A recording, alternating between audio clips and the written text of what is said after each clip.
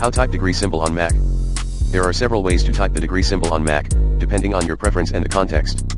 Here are some of the most common methods. You can use the keyboard shortcut Shift plus Option plus A to insert the degree symbol, degree, in any text field. For example, you can type 25 degrees to represent 25 degrees. You can also use the keyboard shortcut Option plus K to insert a small ring, that is similar to the degree symbol, but is actually a diacritic mark used for some languages. For example, you can type C to represent degrees Celsius. Another keyboard shortcut is Option plus 0, 0, to insert a masculine ordinal indicator, degree, that looks like the degree symbol, but is used to denote the position of a number in a sequence. For example, you can type 1 degree to represent first. Alternatively, you can use the Emoji and Symbols keyboard to insert the degree symbol or other related symbols. To access it, press Ctrl plus Command plus Space or go to Edit-Emoji and Symbols in the menu bar of any app. Then, search for degree in the search box and choose the symbol you want, superscript 1, superscript 2.